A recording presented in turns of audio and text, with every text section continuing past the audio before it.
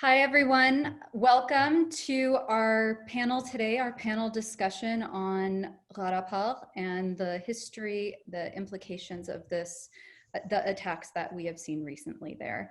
So the organization that organized this event for us today is Zoravik. Zoravik is a grassroots Armenian activist collective that promotes new avenues for political organizing for progressives.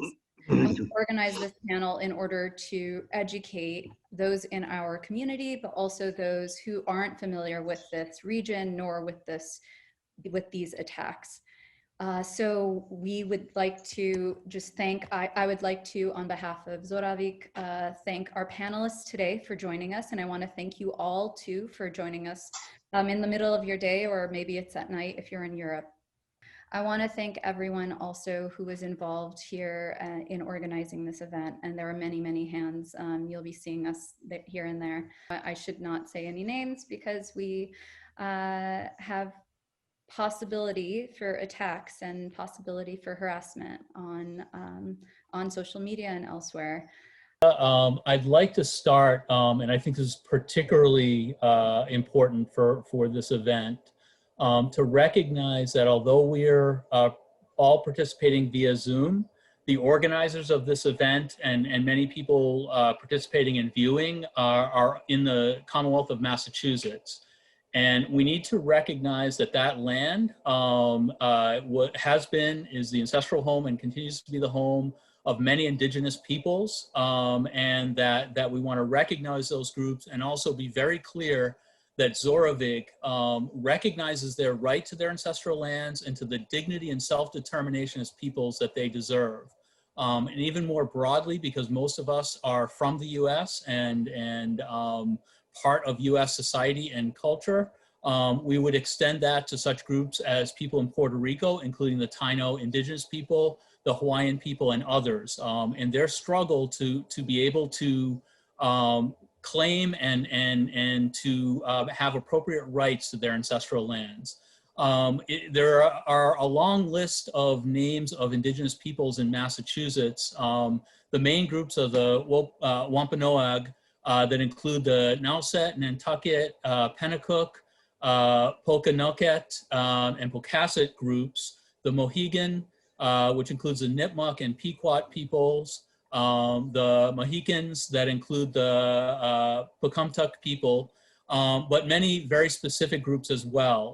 The Agawam, Aquidneck, Aroostook Micmacs, Chappaquiddick, Cowassuk, Hassanamisco, Mashantucket, Mashpee, Massachusetts, Narragansett, Nashaway, Nonkaag, Ninimissinuk, Paumet, Passamaquoddy, Patuxet, Pennacook, Penobscot, Pocumtuck, Ponca Poag, Quinsigamon, Siakonk, and Sakonnet peoples. All have claims to their land and all deserve the respect that we should show them, and the gratitude that we have to be able to share their ancestral homelands. I also want to thank our two panelists. It's not just that they're sharing their expertise, that they're taking time to do this in what has been a very busy period for both of them. It's not the fact that we are thankful to have two leading experts on this issue take the time to join us, but it's also that they're doing this despite the risks to themselves. The level of threats against Armenians and non-Armenians, including celebrities, the social media attacks and campaigns against people speaking up on this issue for peace, for the Armenian minority, being in the region and so forth is horrific for someone who's concerned about the way in which hate speech, harassment, and so forth can easily lead to widespread violence. So I would like to especially note our thanks to the Genocide Education Project for working with us and organizing this, and send our sympathies and concern to them as their offices were destroyed in an attack on the Armenian Community Center in San Francisco that houses the Vazbaragan Hall. And I'm especially, as president of the IAGS has sent a message about this. I am especially disturbed by this destruction because it's of an organization that is dedicated to promoting peace and preventing genocide worldwide. The fact that they are under attack tells us something very, very significant about what's going on and about the potential damage that this can do across not just the region that the violence is taking place in now, but for all humanity. So I certainly could go on with some other points, but I think we have these tremendous people, and I would like to turn things over to them. And we're going to ask a series of questions to start things out. The first question, if we could ask, is could you give us some of the deep background on the history of this region that is part of why the violence is happening now? We're asking both panelists, by the way. In some cases, only one will choose to answer, but we want to leave it open to both of them. So if we can start to both of you, if you could give us some idea of the deep history as it affects the contemporary picture. I would like to point to a few issues that are important, and then to quickly address your question. First, there is little doubt that historically the region known as Mountainous Karabagh and some of the surrounding areas were part of the provinces of Artsakh and Utik, with the exception of a period when the Caucasian Albanians in early medieval period had sway over it because of Persian rule. This has been an Armenian inhabited area since antiquity. That's the first point. Under Stalin, a particular type of historiography was promoted in the Soviet Union, aimed at claiming that each one of the nationalities, titular nationalities is the technical term, that is, those nationalities that had a republic. They created a fake historiography tracing their origins back to antiquity, and they gave it to them. It was a way of, among other things, of legitimizing the somewhat artificial structure of the Soviet Union. So the Azerbaijanis have inherited that, and while shouting right and left in the early 90s that they had been subjected to colonialism and so on, their old culture had been destroyed, they have in fact adopted the historiography that was coming from the colonial power. No? So the Azerbaijanis claim that actually the area of Artsakh was a Caucasian Albanian area. And they argue that the Caucasian Albanians, who were a collection of more than 30 tribes, by the way, okay, were one of their ancestors. They have a collection of ancestors going back presumably to the kingdom of Manna in the 9th century BC. So suddenly the Caucasian Albanians, Christians, become their ancestors. And in one version, which I particularly like, actually, the Karabakh Armenians are Caucasian Albanians who think they are Armenians, but in fact, there might even be Azerbaijanis, you know, who don't know it. So that's the historiography part of it, but it's very important in this debate. The second argument we find in Azerbaijani historiography is actually that the Mountainous Karabagh was not really inhabited. There were no Armenians there. And it is Russian imperial policies that brought Armenians in 1828 and 29 as a result of two major treaties. There were wars with Persia and the Ottoman Empire. And tens of thousands of Armenians were allowed to move from Persia to Russia and from the Ottoman Empire to the Russian side of the border.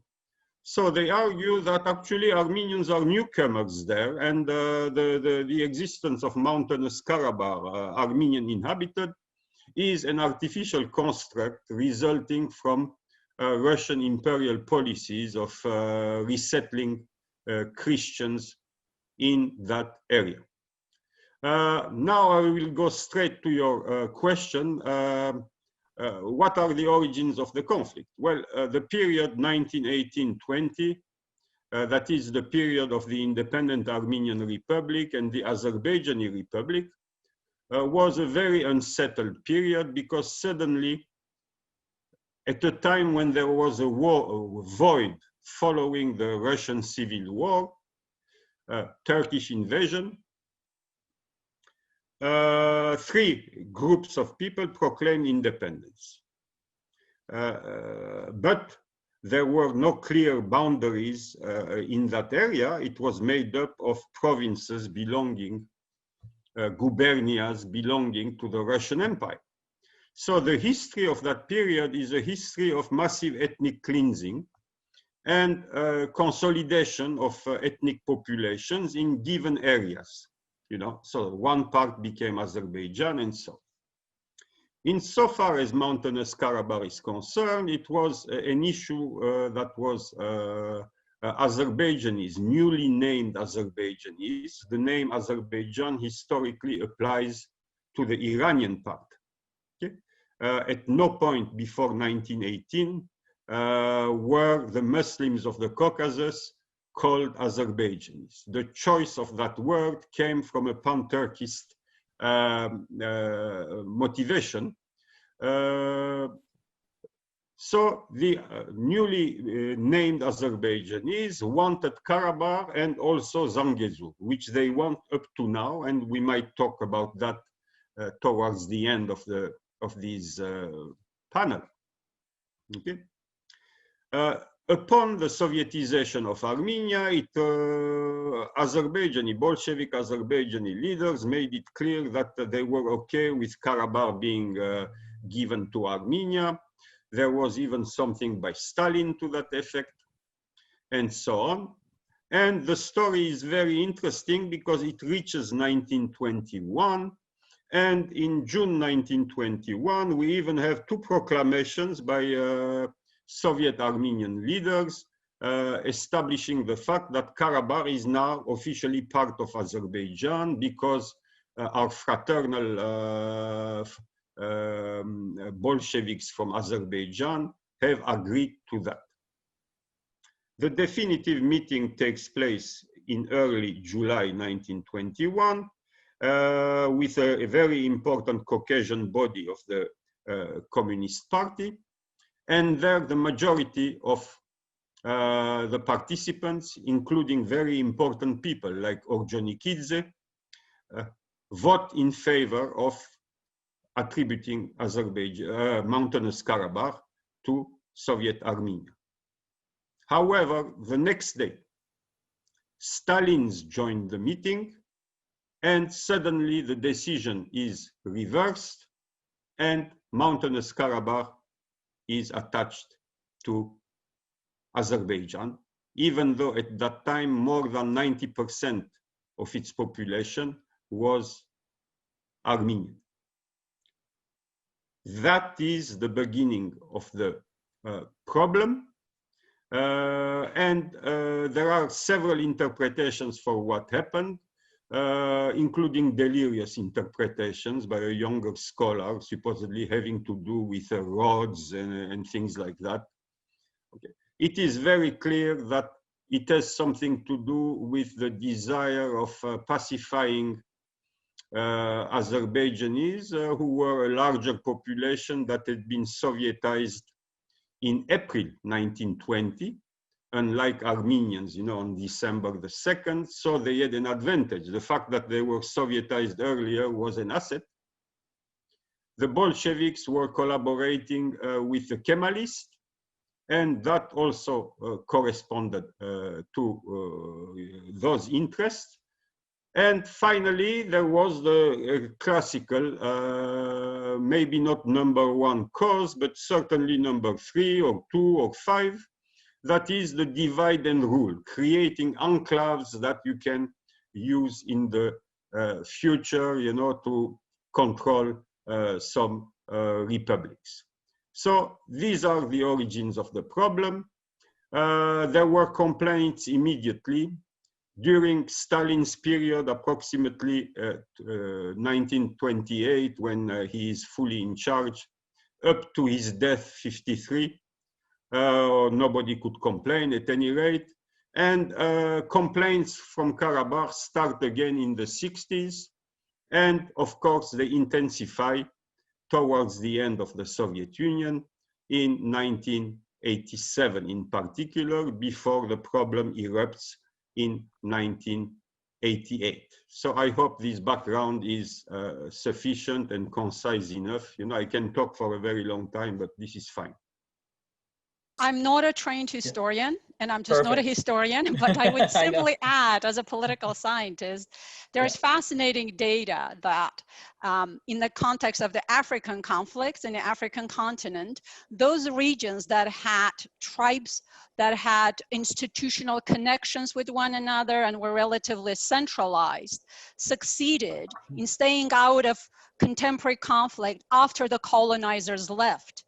When obviously we cannot just easily apply that framework to this region, but it is fascinating to me, and it's something I've been looking at, that in the late Tsarist era, in the twilight years of the Tsarist Empire, there was a lot more institutional, I wouldn't say vibrancy, but plurality within all of the ethnic community in Transcaucasia. So while there were communal clashes, and Stephan so well covered that history, there were also some engagement, attempts at bargaining, at resolution. With the Soviet history, all of that vibrancy was really eliminated, all power to the Soviets, and Soviet Union was a top-down system that essentially did not leave any avenues and opportunities for local capacities of conflict management to evolve. And then, of course, with the collapse of the Soviet Union, we get into issues of authoritarianism and democratization, and I'm hoping we can talk about it later. Thank you both so much. That's very enlightening. I did want to take a moment. There's a parable by Franz Kafka, the author, basically about panthers breaking into a religious ceremony regularly and disrupting it. And eventually the trick was that the people running the ceremony started including the panthers in the ritual. The same thing happens for those who have dealt with genocide denial and attacks on attempts like this to do this work. I have been told that the Facebook live stream has been disrupted by people appearing to be Azeri propagandists. This is something that we did anticipate. That's part of why our process has been so complicated for registration and so forth. And it is truly, truly unfortunate. As a scholar, I'm someone who firmly believes in the need to have people say what they need to say publicly. And attempts to shut down events like this really show us, they go far beyond what I would consider any kind of acceptable behavior, and they really are extremely damaging to everybody in a society, regardless of whether they're concerned about this particular issue or not. Once this type of thing happens, it is really a tragedy. And I would echo, we know that for Black Lives Matter events, similar things were happening, attacks by white supremacists and so forth. And I just think it's shameful that this has happened. We are trying to correct the situation. The video will be online after for those in contact with those people who have been blocked out. All right, so just to add that in, I wanted to move on to the more contemporary period because, you know, certainly the last 30 years or so have been the hot point in terms of the situation. Could you give us an idea of why there was violence between 1988 and 1994 and why it heated up occasionally, particularly in 2016 over this contested area? Sure. there have been variety of explanations in explaining various periods of the conflict, and it is important to highlight, Stephan already covered the various periods of protest and attempts from Nagorno-Karabakh to essentially join with the Republic of Armenia at the time, the Union, I'm sorry, Soviet Republic. But what is important, in the twilight years of the Soviet Union, the conflict did start as demonstrations and protests, first as essentially calls. The Nagorno-Karabakh did try to pursue the legal within the Soviet framework.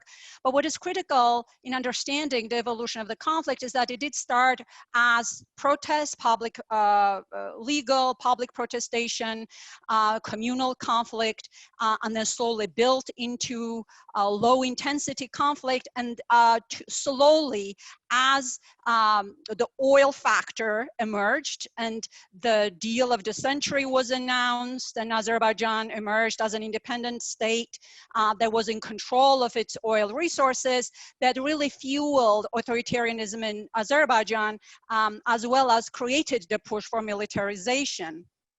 In that period, there have been a variety of explanations for the violence going back to that period. Some have argued that, Vigen Chaterian, for example, that the way the Soviet Union collapsed has to do as to how the conflict was not contained.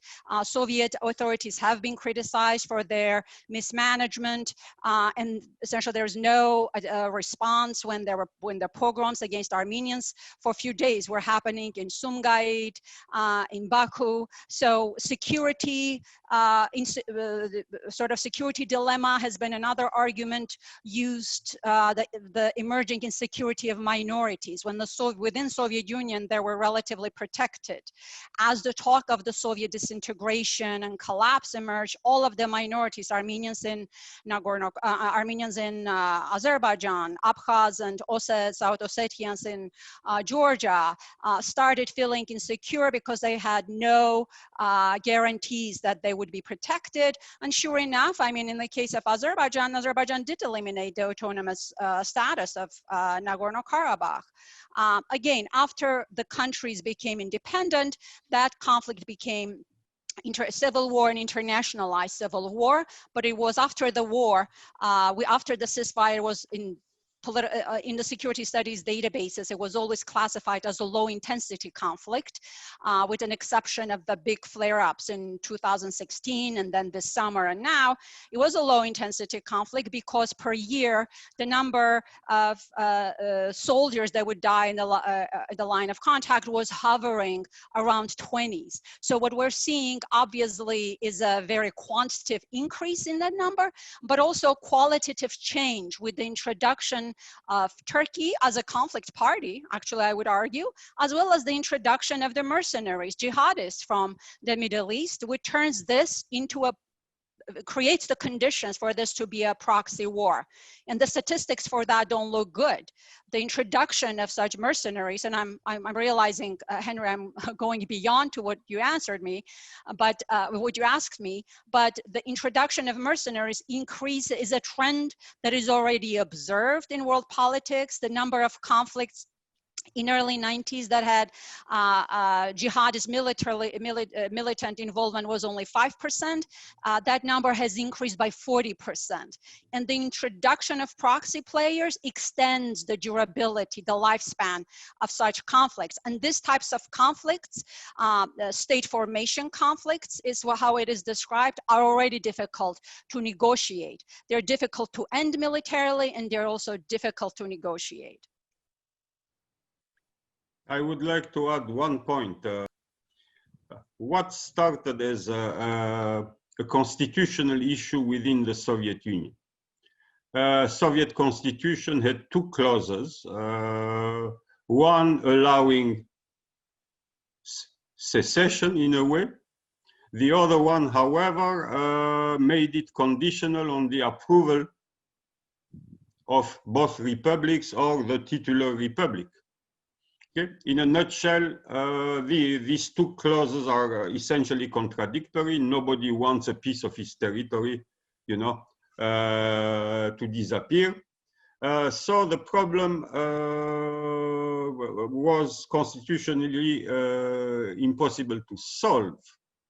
But the point I wanted to add is that an issue that perhaps could have been, perhaps, I am not that optimistic, could have been solved in various ways. The Soviets chose to claim that it's essentially an economic issue, and Gorbachev increased, you know, the amount of money sent to Karabakh. Their way of explaining things was always economistic and so on.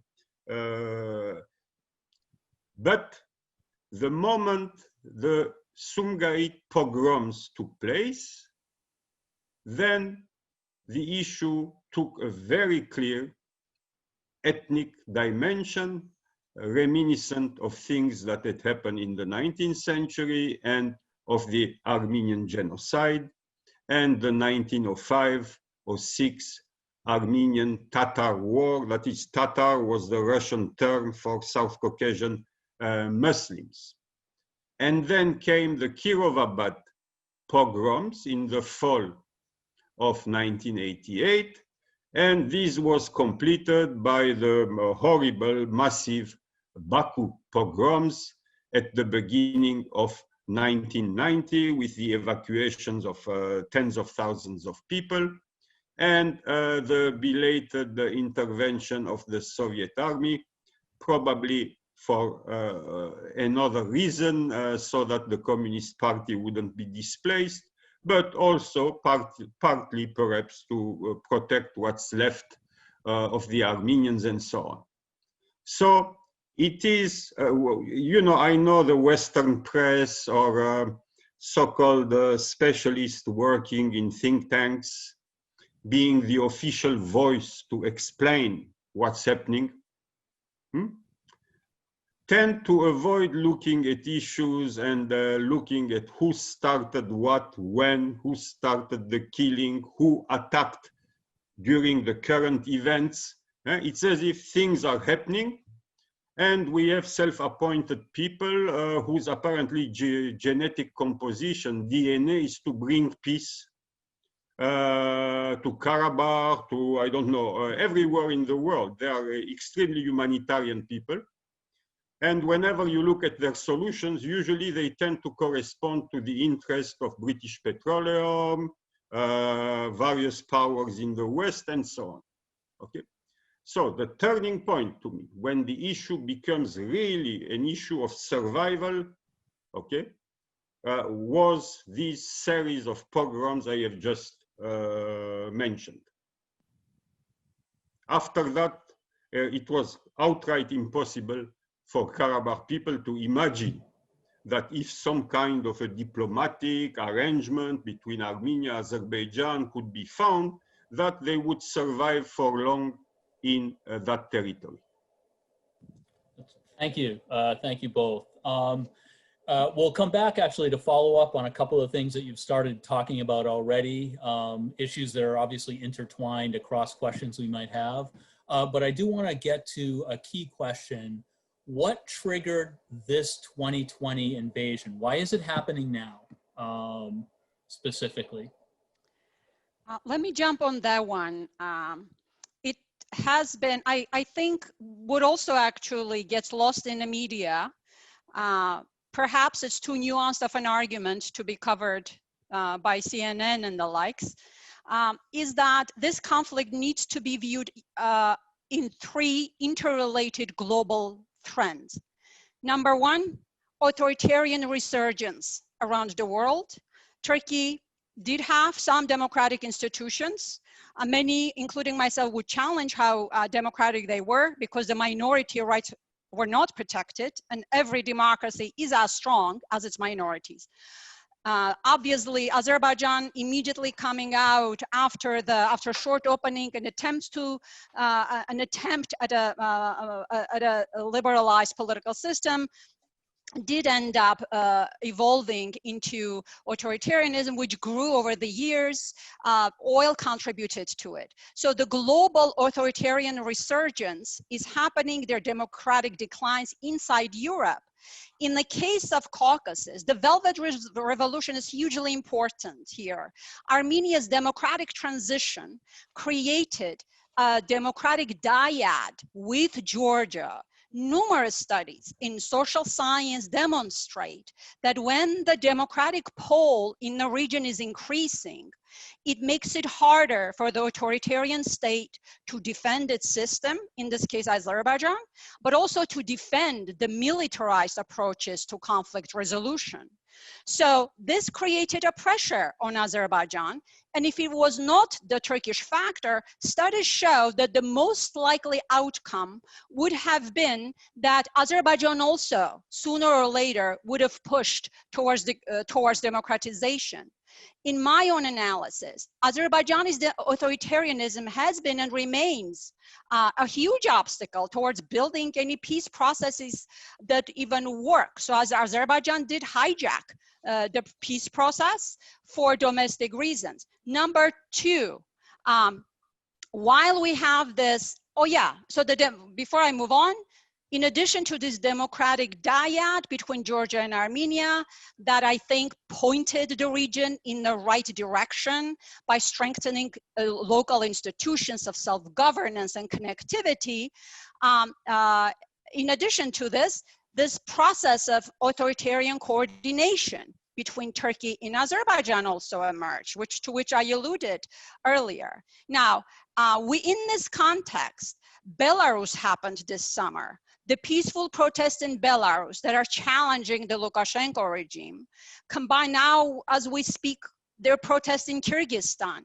They're protesting Russian East. So all of this, the media kept referring to Lukashenko as Europe's last dictator, and I kept thinking of Aliyev. So this has been a huge factor to create the incentive for Aliyev to move towards a diversionary war. Oil prices, the collapse of the oil prices as a result of the pandemic is a significant factor, but also globally, we are seeing already the greening of the global energy sector. What this means is that many petrostates, of which Azerbaijan is one, will be forced to start taxing their people. Taxation without representation does not work, right? We're in Massachusetts, we should know that. All of this is already projected to create a lot of political instability in many petrostates. So this conflict should be viewed in that frame. And number three, while there is authoritarian resurgence and democratic declines, the parallel trend is also of people power and pressures for political change from below. In the context of weak institutions, this factor becomes a security threat. And you see greater instability in many countries, some countries, for example, in Africa that have tried to democratize, but they don't have the institutions, so it does create instability. So these are some of the three basic themes I wanted to highlight. So when the West is right now grappling with what to do about this authoritarian decline, right? How to respond to this, right? Is this the end of the rules-based liberal world order? The easiest solution would have been to protect democratic clusters. No military intervention was needed. These are very huge political openings for the West to take. And it's a strategic blunder on the side of the West of enormous proportions, particularly considering that they played the oil pipeline politics in South Caucasus that fed this authoritarianism in Russia, was sold as peace pipelines, and all those bad Armenians that are not joining the pipeline, so therefore they're out of the region. I've always insisted in my writing, every region is as strong as its weakest link. And I think we're reaping the consequences of this. I apologize that I got so heated. I'm really frustrated, I have to admit. I would like to add just a couple of things to Anna's excellent analysis.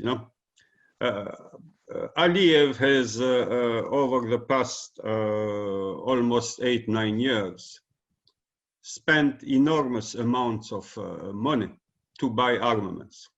We are talking about billions and billions and billions of dollars. he has reached, I would say, at this point, before this crisis, COVID crisis, a massive drop in the price of oil and so on that Anna mentioned. He has, I think, reached the apex of his comparative advantage with regard to Armenia. That is, my sense is that from here onward, things don't look good. You know, the oil price, his illegitimacy. There are very clear several indications of trouble at the top of the Azerbaijani elite, people who are being replaced, dismissed, the foreign minister, the chief of staff even, and so on, very important people. In a frozen society where usually you don't have that much movement and so on. So there is indication also of internal trouble, besides the fact that, you know, this is the best moment. A good war like this one is excellent to divert the attention of people, to get rid of minorities and so on. Finally, and not finally actually, not yet, there is Mr. Recep Tayyip Erdogan, who is really, really excited these past few years, acting all over the place. So he is also pushing for something, to have a say in the South Caucasus, to start displacing the Russians and so on. So that was an asset for Mr. Aliyev. And to top all that, there is the current administration in the United States, somewhat disengaged from the outside world, playing, you know, not playing the role of gendarme, which it used to play. So there is a void in the system that had prevailed, and I think all of that contributed to the timing of this war, which was predictable. Not the timing, the exact timing wasn't predictable, but that he was going at some point to use all that armament and so on was predictable. Now, the problem resulting from the current situation, they have had already thousands of young people killed and wounded. The problem is that for Mr. Aliyev, stopping this war with a ceasefire and without any visible success is extremely difficult. You know, will totally delegitimize him in the eyes of his population, and that's a very difficult trap in which he set himself, actually, to himself. And the number 2 point is that today, by going to such length, I don't know if he realizes it, Mr. Aliyev is basically putting Azerbaijan fully in the hands of Turkey. Nakhichevan is de facto under the control of Turkey, even though belonging officially to Azerbaijan. With if he gets defeated and so on, actually there is the Turks are leading this war. It's the chief of staff of the army is out. Okay, so he is on his way to basically making Azerbaijan in the long term perhaps a province of Turkey, or I don't know what type of arrangement. They have already that thing, you know, one nation, two states. So if that is the case, you know, Mr. Aliyev is making, I would tend to think, a big mistake. Oh, thank you both. That's really, really interesting. And in what you said in the last, in your last few comments, brings us to another question, and that is, what are the outside forces at play? You've already discussed this in some cases, but you know, beyond Turkey, you know, certainly Russia, Iran, the U.S., Syria, the UK, France.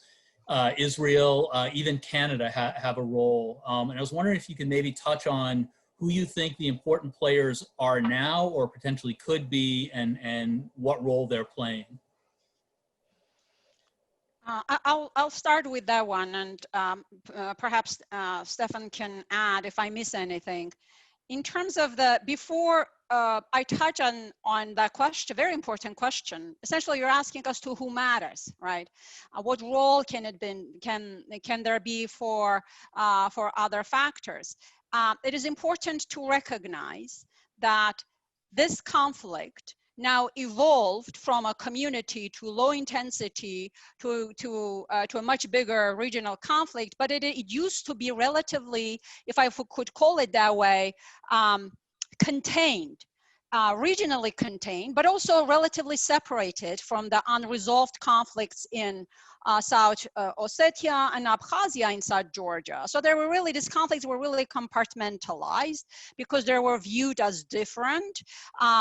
And these conflicts were also used to justify Russia's different roles in these regions, Georgia's strategic alliance with Turkey, Azerbaijan, because Georgia has secessionist states, and therefore Armenia, Nagorno-Karabagh relationship was different. It's a different kind of conflict. So, but the reality is that these conflicts were compartmentalized from one another, contained. What is happening right now is that this conflict becomes a cluster, meaning that the spillover likelihood is extremely high. By introducing these proxy players, that already introduces a whole new level of instability, that also already created anxiety inside Iran, which does have a very large Azeri population, where they're already demonstrating, there are anti-Armenian demonstrations. There is an Armenian population in Turkey, and there are already demonstrations, anti-Armenian demonstrations there. So studies show that conflicts, for some reason, conflicts in poverty as well as democracy tend to cluster geographically. So is it something specific to the states that are in these regions, or there are some neighborhood effects that are happening? And some scholars have demonstrated, and I should be citing these wonderful scholars. I have their articles on my desk. I can cite them, I can send later if needed, but they do point out that transnational identities play a role in regionalizing this conflict. So the spillover potential of Nagorno-Karabakh conflict into Iran is very high. Instabilities inside Turkey are also very high. And keep in mind that Turkey has one of the most protracted conflicts in its borders. The Kurdish conflict, which has been playing a role in driving Turkey's authoritarianism, but also contributing or driving Turkish policy in Middle East in terms of chasing what Turkey views as Kurdish terrorists. So in terms of actors who matter, Georgia now increasingly will matter as well. And while previously Georgia has always declared neutrality, tried to stay out, with this introduction of the proxy players, Georgia now realizes full well that this creates a whole new zone of insecurity. This is a direct threat to Georgia. This is a direct threat to Russia, which also has a Muslim population. So Georgia matters, Iran matters. And I also would say that particularly the militarization of the conflict, the attempt of the Aliyev regime to solve the conflict through quote unquote victory consolidation, hoped victory consolidation, any prospects of Azerbaijani democratization are completely derailed. So Azerbaijani people are also, whether they're realizing or not, are losing from this conflict. So I would say that, many researchers, analysts, worry whether the Minsk group would survive or not. It was already a very weak institution, and it was kept as such. Azerbaijan did kick out observers from OSCE mission from the country. Whether the Minsk Minsk group will hold or not, it remains unclear. What is interesting, that Turkey wants a seat at the table. And that could be obviously very dangerous. In terms of advocating for as to what other actors matter, Georgia is viewed as an actor that is now willing to offer space and support, but it does not have the capacity, does not have the political oomph in order to do that. But I think it is unfortunate that for the past 30 years, the region did not develop, did not deepen its diplomatic structures, regional diplomatic structures. For any time that there is a crisis, all eyes are on the Kremlin, on Belgium, or Washington. I'll stop at this. If I may add, the key players are obviously Turkey, Russia, Iran. The interest of Turkey, it doesn't take a genius to know it. The first step is to be part of the negotiations for the settlement of the Karabakh issue, obviously on the side of Azerbaijan. That's the beginning. And to have a say in the South Caucasus. Okay, keep in mind that the Azerbaijani economy is basically now totally dependent on Turkey. The two main pipelines, Baku-Tbilisi-Ceyhan, oil, and Baku-Tbilisi-Erzurum, gas, okay, go through Turkey. So de facto, the main asset of Azerbaijan, financial resources, are basically dependent on Turkey. Now there is also a military dependence. Part of the territory, as I said, Nakhichevan, you can consider it on paper as belonging to Azerbaijan. Okay, so that's the agenda, and the long-term agenda is the old agenda, long-term, ideally to have a linkage between Azerbaijan and Turkey, and that means getting also a piece of Zangezur to get a linkage with Nakhichevan, and through Nakhichevan to Turkey. So there are people, I know many of them, peace-loving people, very nice people. They think that once, if you find a solution to the Karabakh problem, you return all the territories, you accept something, that the issue has ended. Well, they don't read Azerbaijani very clearly, I do. It is an open secret. I mean, it's not a secret, actually, no? It's blatant, dozens and dozens of articles, academic and otherwise, claiming Zangezur. Okay? So this issue, if people want to consider it, both academically and I would say from a perspective of people who are ethnically Armenian, the issue of post-Karabakh settlement and the Zangezur issue has to be kept in mind. No, that's for Turkey. Russia has its hands full. First, it doesn't have to protect Karabakh. I read a lot of articles, why aren't the Russians doing this, doing that? The Russian treaty is with Armenia and the territory of Armenia itself. Okay? Number two, Russia has its hands full. In Syria, a little bit Libya, the Donbas region in the Ukraine. Belarus has become suddenly unstable, and they have to do something to keep that guy there. Kyrgyzstan has erupted. Okay, that's a lot of fronts, and with the West, as you know, the meddling apparently in the American elections, the poisoning of Mr. Navalny. Then there is the Nord Stream pipeline that the US wants to prevent in Europe and so on. You have conflicts all over the place. Russia, however, is not going to allow Armenia to be destroyed, Armenia itself, because that would mean the end of its presence in the South Caucasus. And that would mean transferring the problems to the North Caucasus, which is Muslim inhabited, extremely unstable, Chechnya, Ingushetia, Dagestan, this and that would be the end of the, substantial problem.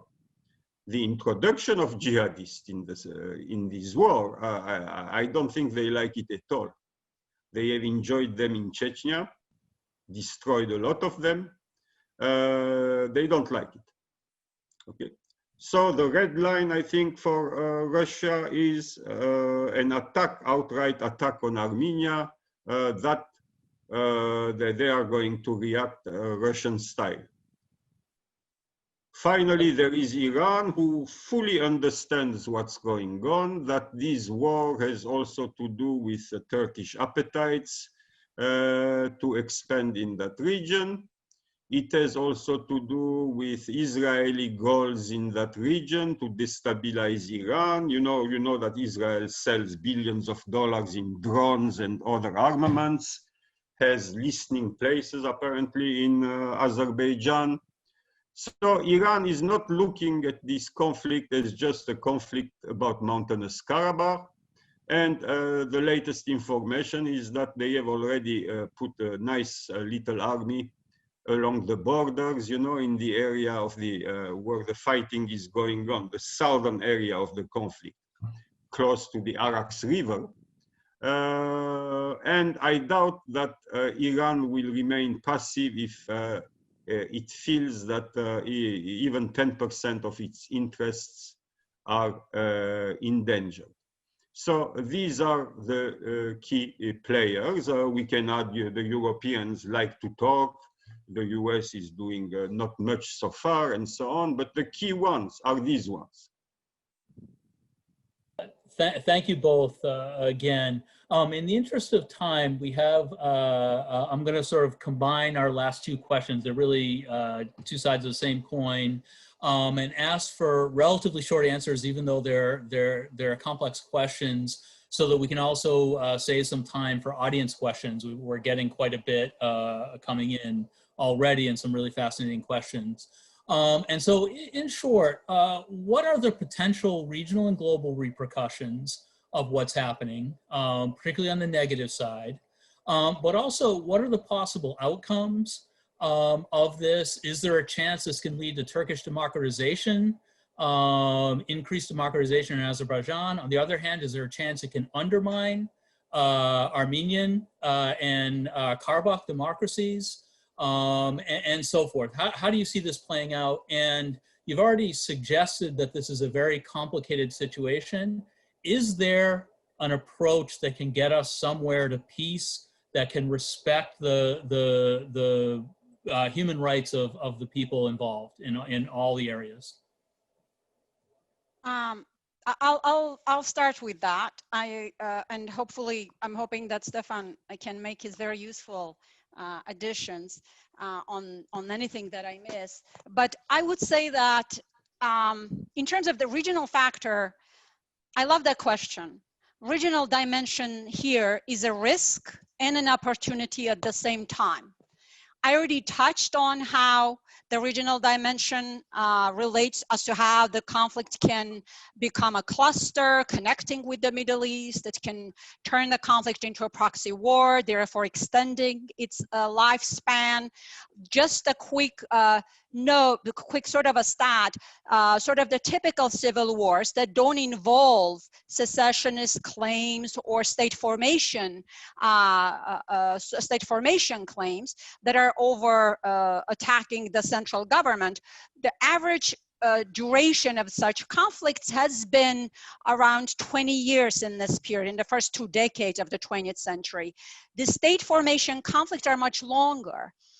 Over 30 years, and this is happening in a region where there's very little local capacity of managing this conflict. So in terms of democratization, I think all countries, all parties involved, when are vulnerable to this security versus democracy dimension. It's a trade-off, this trade-off of security versus democracy. That's a very real trade-off.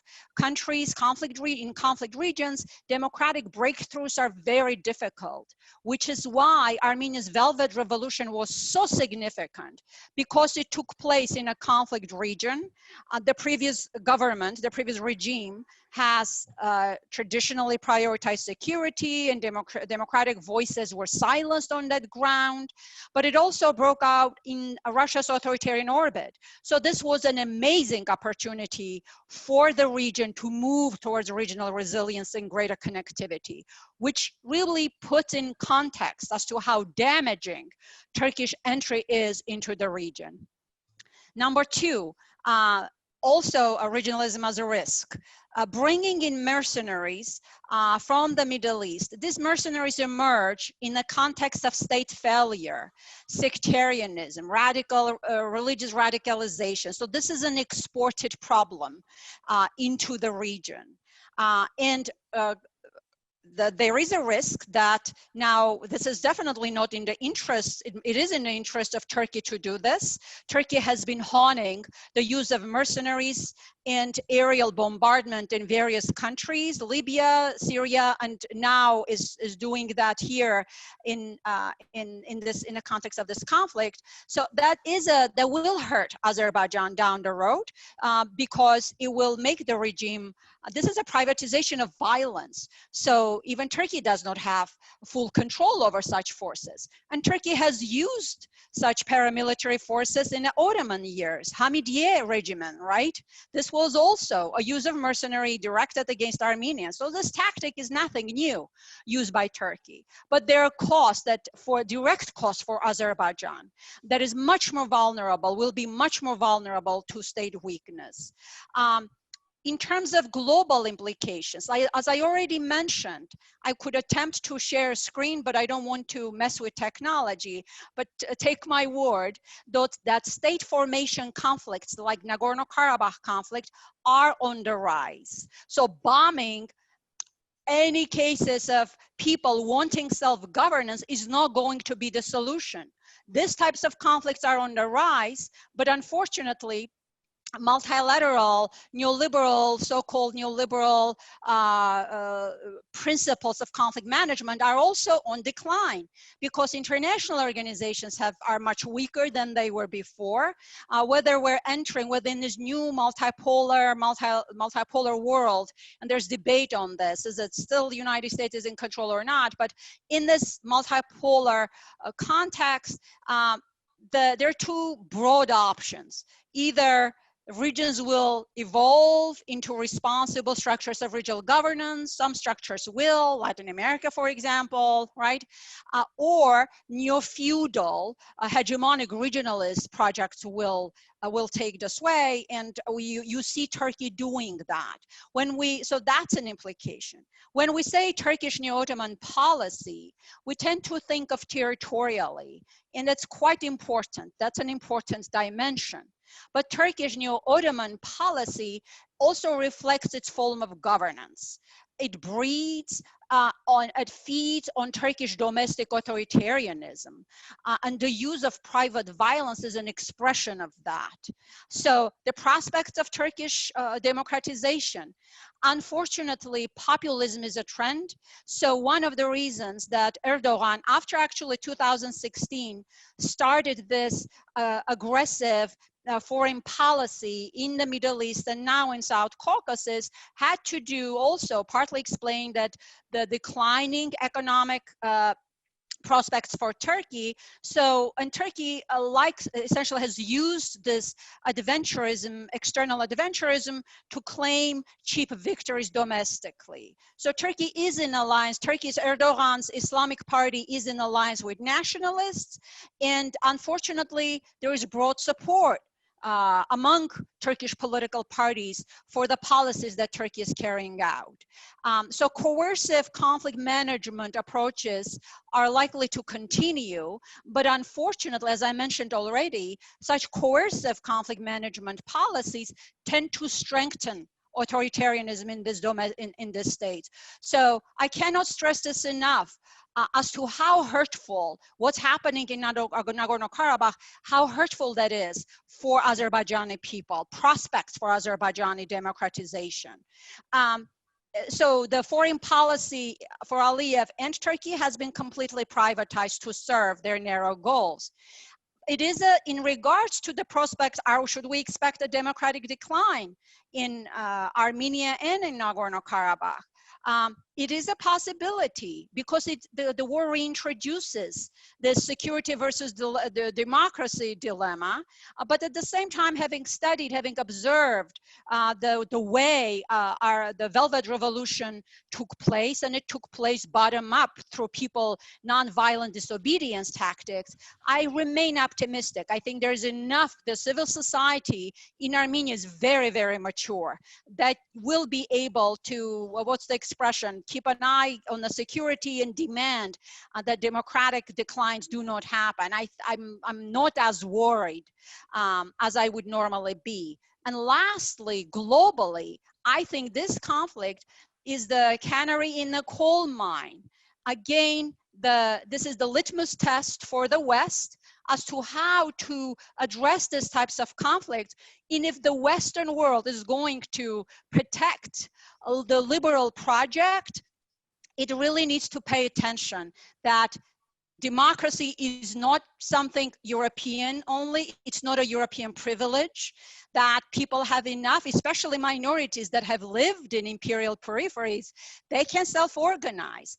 And that the West needs to nourish, when democratic breakthroughs happen, and recognizing that calls for national self-determination mean calls for participation, calls for self-organization. These are all central to democratic project. And I think Azerbaijan, President Aliyev, already laid it to rest any possibility, even the pretense, if anybody would have entertained the possibility of Nagorno-Karabakh being part of Azerbaijan in an elevated autonomy status, which Aliyev has been saying, that's just out of the window, right? So the West really needs to get its act together, and I hate to be blunt, and figure out a way of how to support movements of national self-determination, which are in line with this democratic potential, that are in line with growing people power around the world. And this is not an either or with state sovereignty issues. Strong state sovereignty starts from strong participatory institutions domestically. So I will end at that. Thank you. Stephan, anything final to add? Yeah, I would like, my problem is that human rights, democracy, and so on, I am a little bit abnormal in the system. Lately, I have been interested in animal rights a lot. It's very interesting. I don't believe at all in those things. I think they are mere tools for manipulation, right and left. If the West was so interested in democratic values and so on, I would like to understand exactly what it had to do with Saudi Arabia and similar type of states. So I beg to differ with Anna's perspective, which is interesting in itself in this case. We can have two different perspectives without, it's not in an antagonistic way that I am saying anything. I just happen to have a different perspective. I don't think this issue has a lot to do with I fully agree that the nature of the regimes in Azerbaijan and Turkey make it, more likely that conflict will be radical and so on. That is absolutely beyond doubt, and I agree with that. Armenia as a democracy, Karabakh democracy, and so on, I don't think anybody gives a penny about that. I haven't seen any significant when I say significant, really significant increase in support by the West for the Pashinyan regime in terms of investments, help. Just the Europeans have contributed a little bit more. If you look at the American data, it's outright peanuts, you know. Okay. So I don't think they care about democracy or anything. They care about their interests. So I would like to look at this issue in terms of three outcomes. Karabakh is defeated or maimed.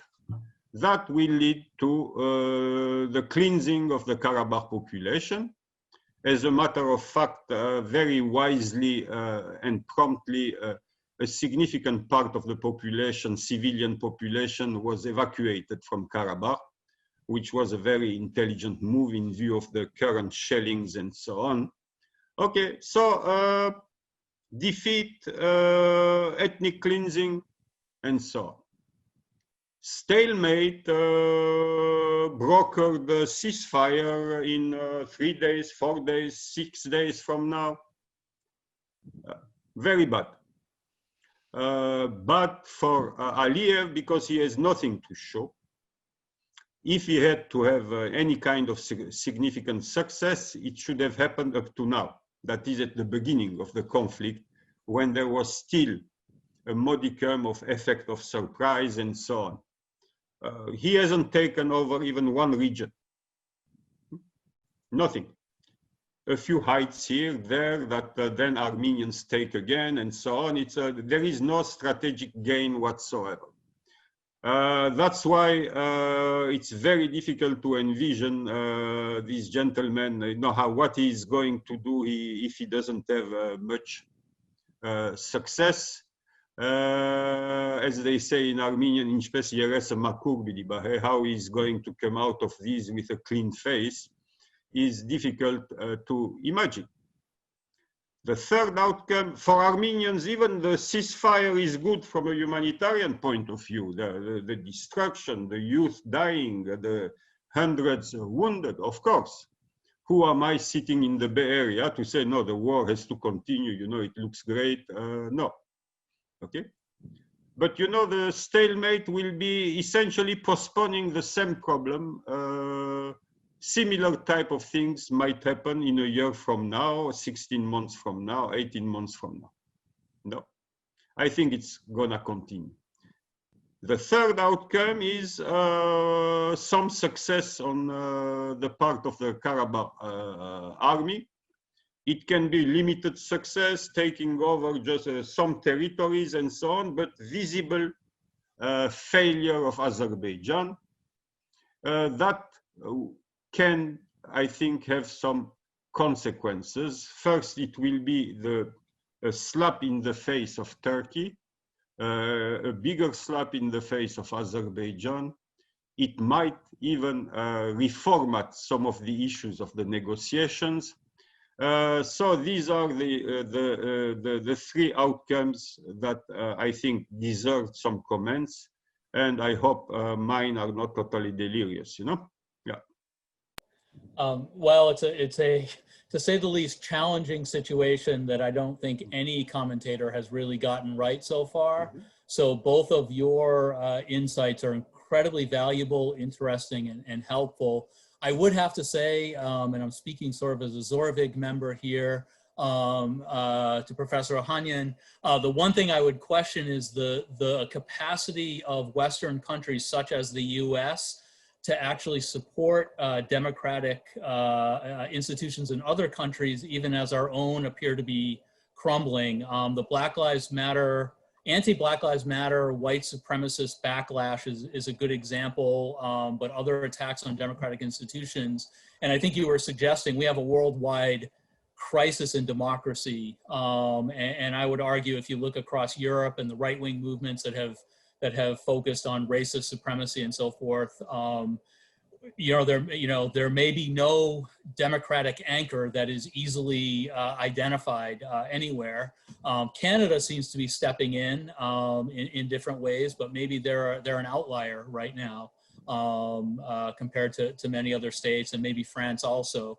I agree also with you, Henry. really, Oh, I'm sorry, go ahead. Yeah. Sorry to interrupt. No, I agree with you. I'm not saying that the United States should promote democracy in Azerbaijan. Absolutely not. That's not what I've been arguing. On the contrary, the developments in Armenia demonstrate that deep, sustainable democracy starts from the bottom, and that there is a lot of grassroots capacity to do that. But the Western liberal that I referenced to, liberal rules-based world order, I mean in terms of the tools and capacities for conflict management. Right, no, I understand. Yeah. That's no, what I understand. mean. Yeah, no, thank you. And your point is extremely well taken. My point is simply that part of the problem of using those tools is that in the home countries, they're no longer stable. As that extends into foreign policy and a sort of a general lack of commitment to basic democratic and human rights institutions. So I think both of you captured this brilliantly. The other thing I would like to say before we turn it back over to Lisa quickly for a concluding moment, and then turn it over to our many questions and answers that are coming in. We are extending things because there's been so much interest. There are so many questions coming in. We will go beyond the original end point. But I think one of the other things that I take away from this discussion actually puts me in the mind of W.E.B. Du Bois and the idea of double consciousness, that people who suffer, who are oppressed at the hands of another group have insights that are not just valuable to them, but really reveal things about that dominant group that would benefit the dominant group to understand, to better itself, to become more humane, more democratic, and so forth.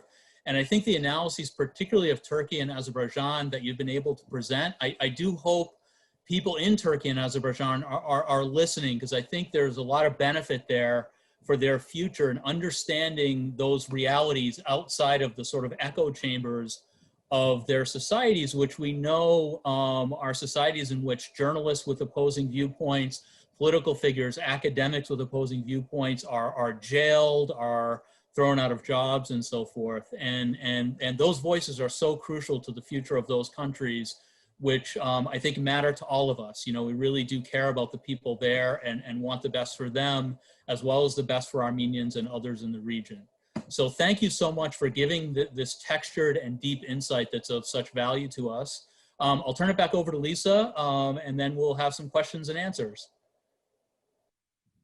Okay, yeah, thank you. Again, I want to thank the panelists for sharing their expertise with us today. And in fact, I think we did hold our promise to our viewers about talking about why is this happening now? What's at stake? What are the global implications and what could happen next? I think these questions are huge questions that our panelists did such an eloquent job of explaining. And I want to thank them both for sharing their expertise. I'd also like to thank our co-sponsors for this event, NAASR, the National Association for Armenian Studies and Research, the AYF Greater Boston Nejdeh chapter, and also the AGBU YP Boston. I really want to thank them for promoting this event.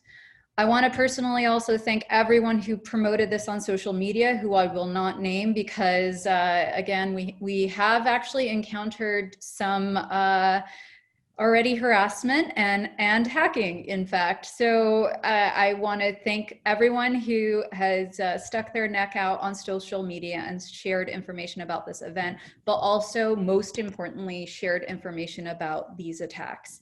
And that is what I would recommend each and every one of you as viewers here to do today. Go out and tell people about this.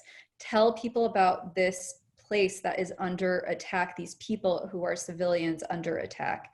Tell them, tell others. So this is very important. So again, I just want to thank you all for attending. What we're going to do now is we're actually going to have a little bit of a more free discussion, a Q&A. However, we have more than 50 questions that were submitted. So there is no way, zero way that we will be able to address all of your concerns. So I actually would appreciate if the speakers would let us know, the panelists would let us know how to contact them, if is email the best, You don't need to necessarily say your email if you don't want to, but what is the best way for you to be contacted? Is it Twitter? Is it Facebook? Is it what have you? So that if someone has a specific question for a specific panelist, that they can direct that question there. But again, there's no way we're gonna look at 50 questions. So we're gonna pick a few that are aligned with the event, and the rest I would recommend that you get in touch personally with the speakers or do your own research. So we're always learning. So in any case, I am now going to ask the speakers if they could share how to best contact them, and then we'll turn to the questions. I'll go first. I'm happy to answer any questions, and I do prefer email as I have more control over it. I'm easily Googleable. I can be found, my email can be found easily online. By contacting, it all depends about the issues and so on. If I get 70 people writing to me about this and that, I might not have the time or inclination to reply to every single one, and I apologize for that, but if I can, I'll do it. Thank Great. you. Thank you both. Yes. So I have some of the initial questions. So the first one is particularly relevant given the attack that we've had, the hacking attack and so forth on this event, and that is how can we address the relative lack of media coverage and what many considered anti-Armenian biased coverage on the issue, especially given the level of bots, trolls, and others who are harassing people who speak up online. We know, again, celebrities who have been attacked online for raising their voices, events being disrupted like ours. Do you have any thoughts on that? I don't think that's a problem unique to this conflict. I think populism, fragmented media spaces, our public discourses already severely damaged. I just don't have a good answer. But at the same time, trying to be optimistic, I think forums like this are important. While we have little control over the media, and of course, I always advocate for scholars to be publicly active. Public scholarship is hugely important, but at the same time, that's difficult to access. Still, I think forums like this are critical. Much of the discourse, I have to say, is driven by obviously the Western media. Most of the analysts are Western, and local voices need to be sought out.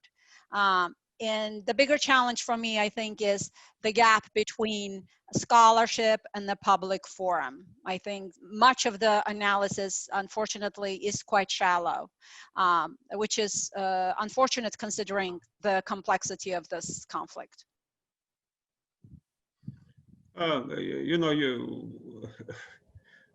One shouldn't be surprised by the media, or even if you are in this field specifically, Caucasus, Armenian genocide, by what's going on in academia. You are aware of that part, I think, Henry. You have been around for a while. You are younger than I, but you still enjoyed some Not period, much, so yeah. Yeah, there is nothing to be surprised. What media are we talking about? Fox News, CNN, MSNBC, ZWTB, what are we talking about? These are all corporations, no? With talking heads, they have to look good. If it's a male, a little bit broad shoulders, square jaw. If it's a woman, blonde, a little bit, it's the society of the spectacle. They are here to serve us a spectacle. It reminds me of the metaphor of the cave in Plato. They are playing the shadows here in front of us. For years, I have watched debates supposedly about the peace process, Palestinian peace process, including on PBS, with typically always the same type of talking head. we see where the peace process is now. The Palestinian peace process.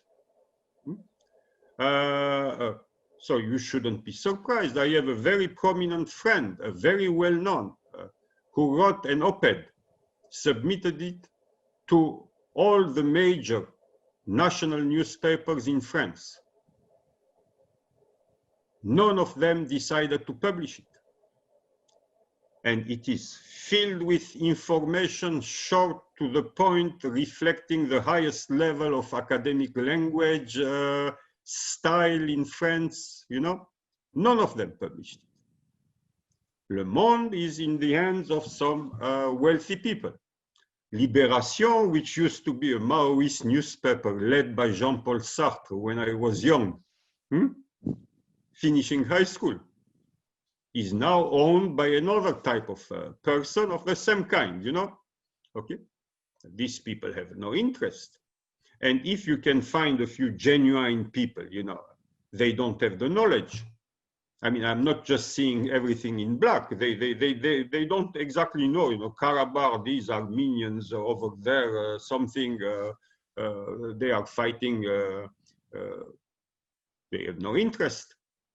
So if you don't have influence, this is what you get in the so-called media.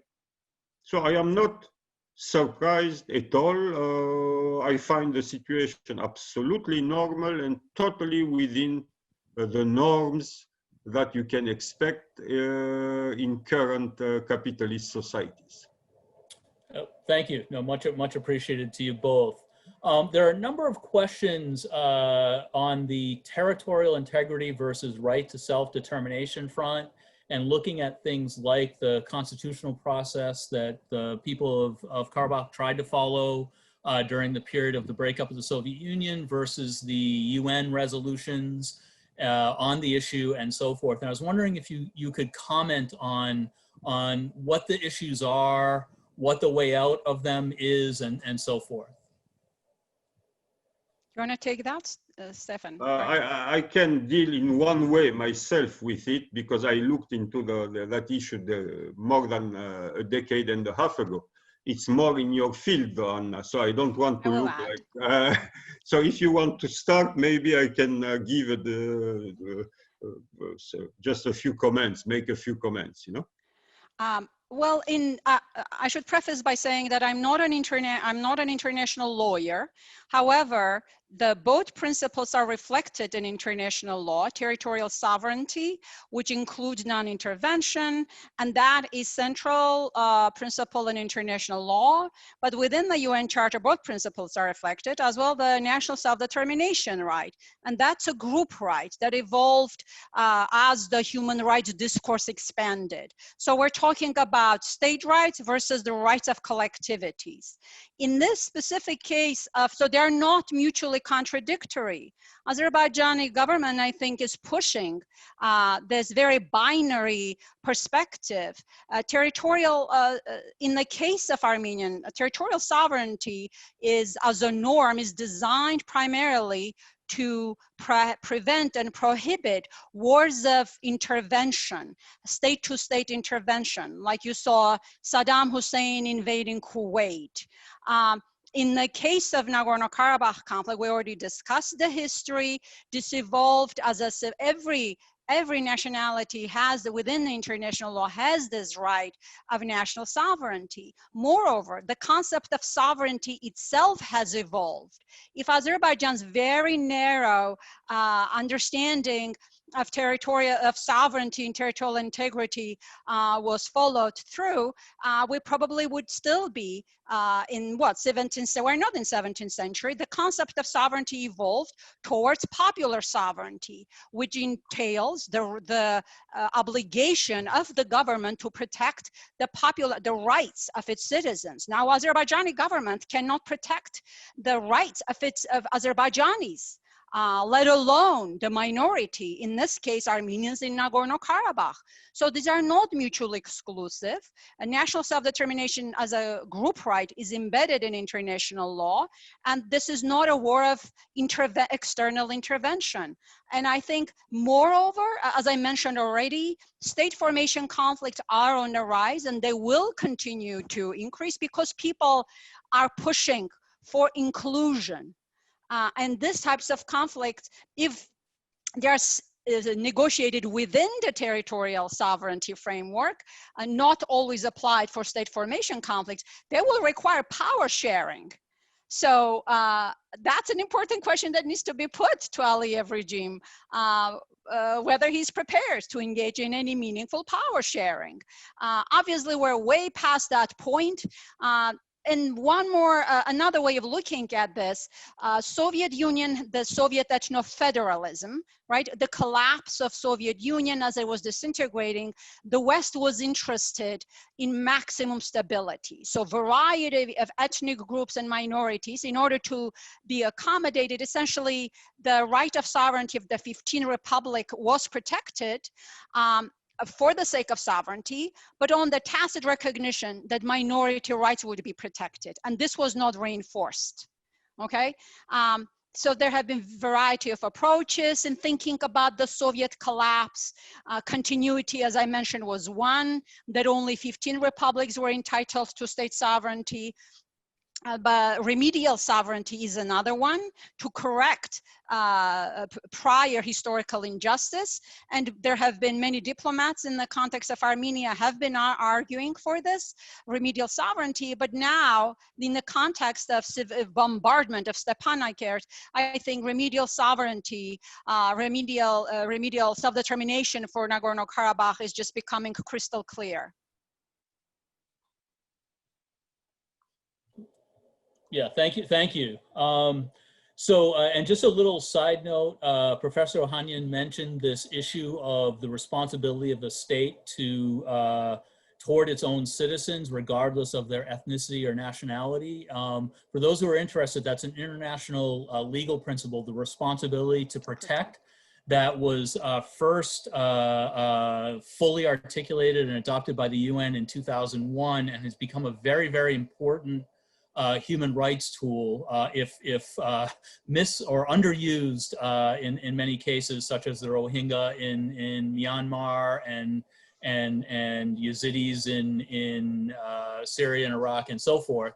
But nevertheless, an incredibly important principle. So if you're interested in reading more about there's quite a bit now that's available and centers that focus on this. So thank you. Oh, I'm sorry, Stephan. Yeah, please. Yeah, about this issue, you know, Anna presented it just perfectly. Both principles are in international law. Again, I should say, like Anna, I am not a specialist of international law, even though I have read several articles on that issue. But I am not a lawyer, and even less so a practitioner at the UN or elsewhere. Up to now, my sense is, based on those readings, and with a reservation I introduced, that's not my specialty and so on, is that territorial integrity tends to take precedence, even though the two principles are there. Self-determination has applied mostly in the colonial setting, you know, when they form nations. Most of the cases are there. And then there is the instrumental use of those things that, of course, could apply to Karabakh, but it won't. Okay. When the West, for example, decided to create some autonomy in Kosovo and to endow Kosovo with some kind of a parliament, and that parliament voted the independence of Kosovo in February 2008. 15 countries, United States, France, Great Britain, you name it, within 4 days recognized the independence of Kosovo. The Russians said, this is not legal, this is not how it works, don't do it. This was the great moment of enthusiasm in the West, that Russia was finished and so on, they can step on it. The international community is acting, that is themselves, they are the international community, you know? Okay, said Russia, this is great, you know? A few months later, it moved into Georgia when Georgia attacked South Ossetia, cut the country into two. And shortly thereafter, like a miracle, the South Ossetians, who are, you know, it's essentially a conduit for contraband, you know, proclaimed independence. And the Abkhazes proclaimed independence. And of course, Russia also returned the favor to the West. So what I wanted to say, going beyond the very cogent things that Anna mentioned, is that this issue can be used also by some powers. The same thing happened when the Yugoslavia, the former Yugoslavian Federation, was disintegrating. Without any due respect to international law or process, immediately Germany, for example, recognized the independence of a subpart of Yugoslavia, Croatia. Yeah. So you see, my approach is based on the most sinister type of realism and the most cynical type of approach towards so-called principles. Human rights, democracy, international law, they are studying the questions. They can use international law the way they wish if they are strong. And if you are weak and you are dreaming of international law, then you are a real imbecile. You see what I mean? Yeah, it's not very academic, but it's close to reality. It's reality, yes. No, thank you for that. And just one word. Oh, of course, Anna, yeah. One word, Brexit. And then I know, Scotland, Northern Ireland, that's it. Yeah, I was actually thinking myself about the question of the Scottish referendum, Brexit, and the sort of nested points. And I did want to appreciate both of you pointing out the lack of consistency internationally. You know, in one case, countries are for self-determination, and another, they're adamantly against it. And I think that does go to the fact that we do not have a consistent approach to these issues, because, as both of you have suggested, there are a lot of power interests that are behind them, that are really pushing the agendas that unfortunately derail the kinds of positive developments that could be helpful to populations all over the world. So thank you for that. I did want to mention, we did have some questions about further readings, books and so forth on the issue. Rather than take time now, what we're going to do is compile a list of sources that our panelists want to recommend, and we'll post that on the Zoravik website, just so people will have access to that when we also post the recording of this event. So that should give you a chance to do some reading, and we'll say deeper reading than a lot of the media coverage. I will say there have been a few media pieces that have been good, but a lot of them are, as Anna said, very shallow, and they tend to say all the same thing, which doesn't really reflect any real investigative examination of the issues. We have a particular question for Anna, but of course, Stephan, if you'd like to jump in as well. What does the Arab pushback against Turkey right now mean in the current situation? An example is the boycott of Turkish products by Saudi Arabia. That's a great question. Actually, I do have a book, an edited volume that is not as verbose as some of my writing is, because it's an edited volume. There are some great chapters in it. But the framework that I developed here is one of regional fracture. The book is Russia Abroad, Driving Regional Fracture in Post-Communist Eurasia and Beyond. It was out 2 years ago by Georgetown University Press. So what has been this phenomenon of regional fracture? There are various chapters, which is actually Turkey is practicing right now. The book, it was designed to understand or to what extent, if at all, Russia is practicing that. But now, again, and this is very relevant for understanding Turkish foreign policy. But in that chapter, Professor Katz from George Mason University has a very good analysis of Middle East within this framework of regional fracture. To simplify, in the case of the alliance, there is already a deep fracture in Middle East, obviously imperially inherited, but in more contemporary forms, there is a Sunni Shia split, and the fact, obviously, but the fact that several Arab countries in the Middle East, actually there was a boycott and a blockade of Qatar, and for a variety of reasons, arguing that Qatar is supporting Islamic fundamentalism. Turkey came to Qatar's aid. Now Qatar seems kind of stuck with Turkey.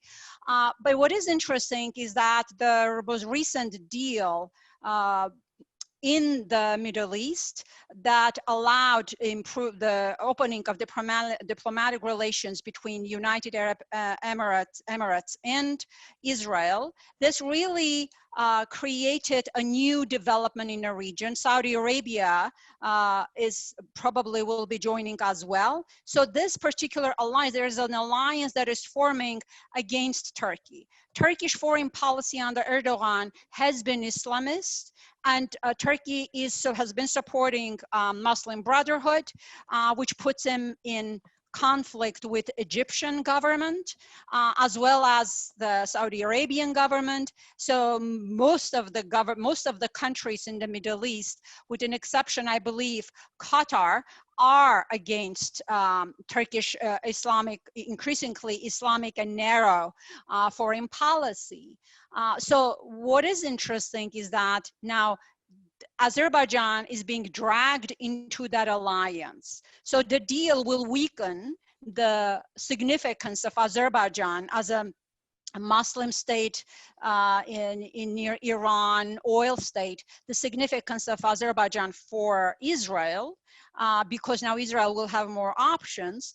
And it also corners Azerbaijan in this alliance that has all kinds of, it's a really political cul-de-sac. It's a political dead end for Azerbaijan in many, many respects. So this alliance, this fracture, so the Turkey has evolved so much, actually, under Erdogan, actually devolved from the policy of zero problems with thy neighbors to current, essentially, problems with all of your neighbors, pretty much. So that's, with this recent Turkey entry, this cleavage, uneven cleavage, is being dragged and imposed on South Caucasus and on Azerbaijan in particular.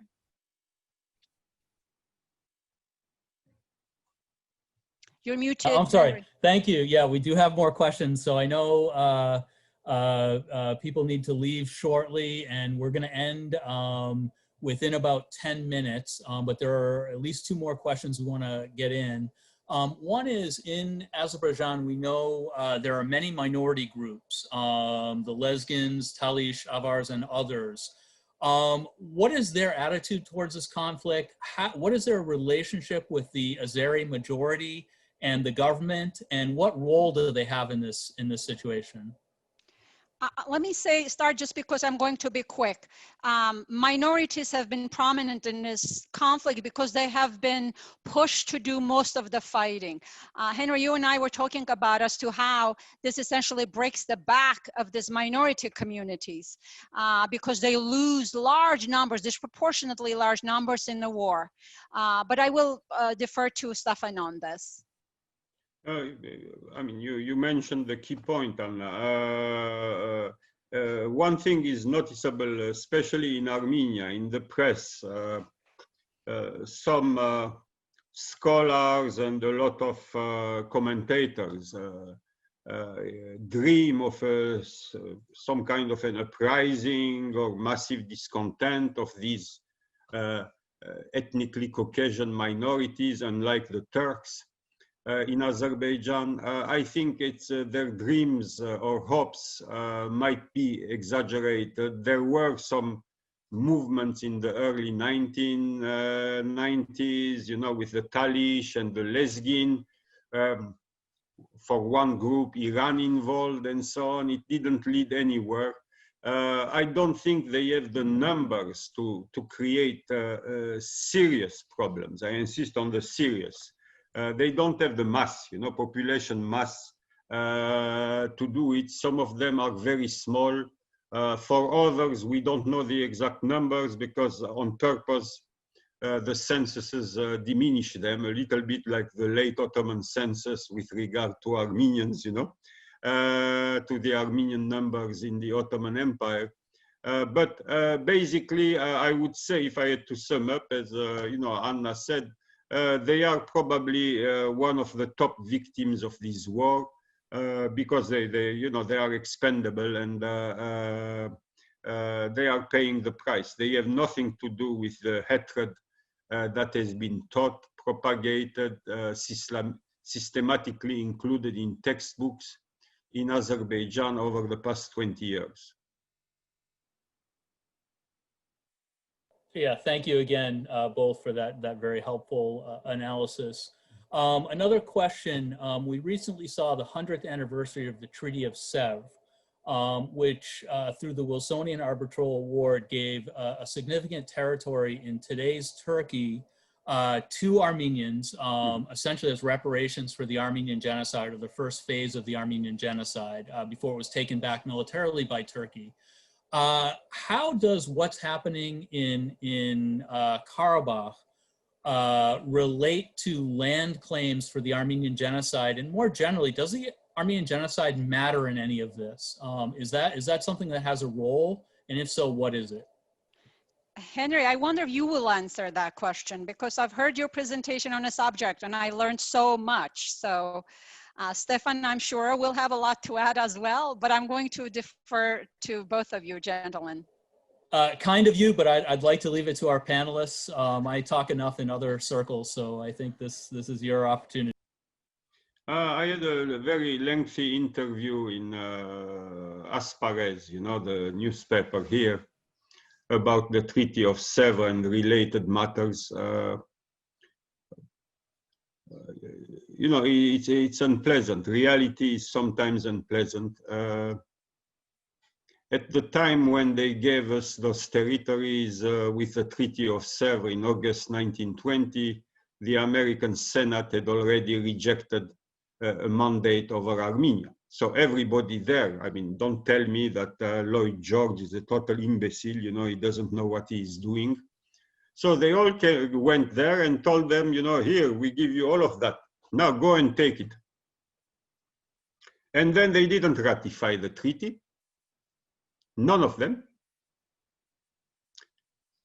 They knew that in order for the treaty to be ratified by the Ottoman Empire, the parliament had to ratify it. And nobody should tell me that the British and the French didn't know that that parliament was dominated by Young Turks and Kemalists at that time. There was zero chance for that treaty to be ratified. So I don't even know what, after 100 years, you know, I don't know if there are people who are able to learn something from the past, or they live in a fantasy island, you know, imagining things. So let's say the Treaty of Sèvres is valid. Everybody agrees on it. There was no Treaty of Lausanne in 23. Cleaning up everything. My answer to this question is very simple. Go get those lands. They are yours. Be my guest. Take them. Okay? Instead, we are defending Rarapar right now. So if there is a linkage between the two, is that the danger is that we could lose, God forbid, Rarapar. And after that, again, as they say in Armenian, Daros Zangezuri. So this is why, to me, this conflict is this one. not the 2016, the 4-day thing and so on. This is the real thing, you know? And the outcome of this war is crucial in many regards. And that's why I stressed the 3 possibilities, you know, earlier on, okay? Before the Treaty of Sèvres, let's solve this one. I mean, Armenians should solve it. Finally, I would like to draw the attention not on the Treaty of Sèvres at all. Next year, 1921, 2021 is the 100th anniversary, I would say. I don't know if it's a happy anniversary, happy birthday or not, of the Treaty of Moscow and Kars. I think I would invite people to think more a little bit in the direction of those treaties than the Treaty of Sèvres at this point. And in 2023, if Mr. Erdogan is still around, it's the Treaty of Lausanne. And Mr. Erdogan and his government already a year ago have started saying that the Treaty of Lausanne has to be revised. Eh? The Treaty of Lausanne, where they got almost everything, has to be revised. So this is where we are now, and with all due respect and in all humility, you know, I would like to invite people to be realistic, no? And address the crucial existing issues. Yeah. Yeah, just to clarify, Stephan, a great answer, very helpful. I think this question, as I'm interpreting it, just to be fair to it, was more about in the thinking of Turkey, how does this history play out in the contemporary period? In other words, are there attitudes that connect back to the genocide period? Oh, yeah. The treaty, Turkey has used Sèvres for a century. It's known as the Sèvres syndrome in Turkey. They have systematically hammered that with their kids and so on. Look, this is the attempt at dismantling Turkey, okay? Even though they know that they came out of that war, and even though they totally lost the war, they still came out of it with victorious in Anatolia, in Turkey itself, okay? They have really inculcated in their youth, generations after generation, that Sèvres syndrome of the Westerners, the much hated West, because that's the key thing. Erdogan, people like him, hate the West.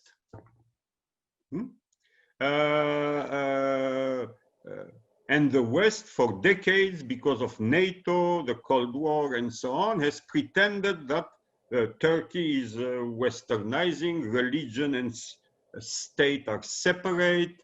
It's moving towards being the only democracy, Muslim democracy in the Middle East. It has to join Europe, of course. It has to join Europe. It is quasi-European. You know, I have grown up and gotten old listening to those things. And God forbid you should dare in a conference questioning even mildly, diplomatically, those issues, let's say 20 years ago. No, you would be a fanatic, an Armenian nationalist, most likely. This is the reality.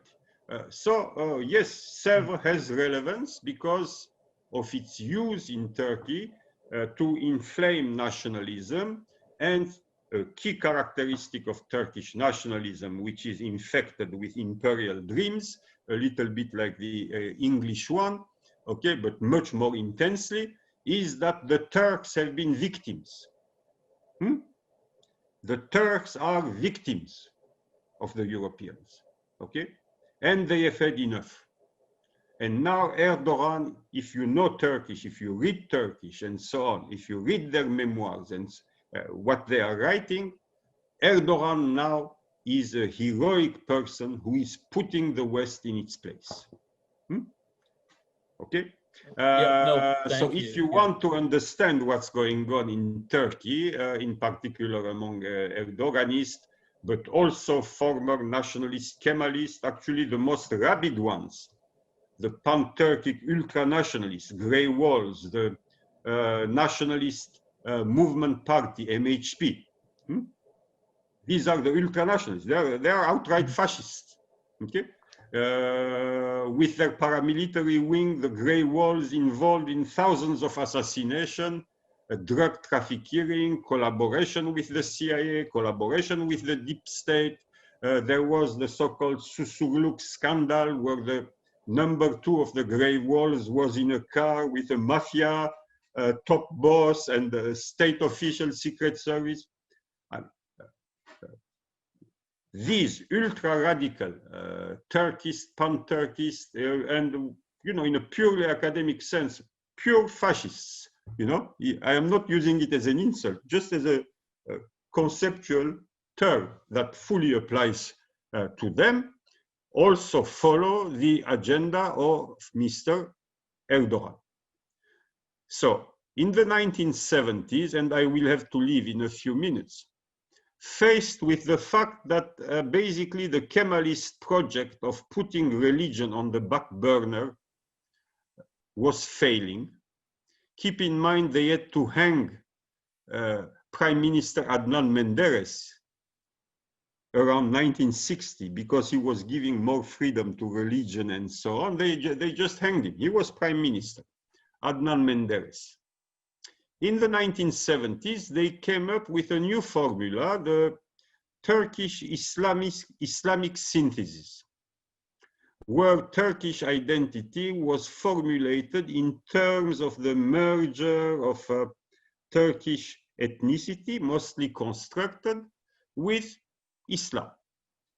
What we are witnessing since then, the 1970s to the 2010s and on to the present, is the transition from the Turkish Islamic synthesis to the Turkish Islamist synthesis under Erdogan, and that's actually totally coherent. I don't view it as a kind of aberration. I think it's a natural evolution of a century-old process.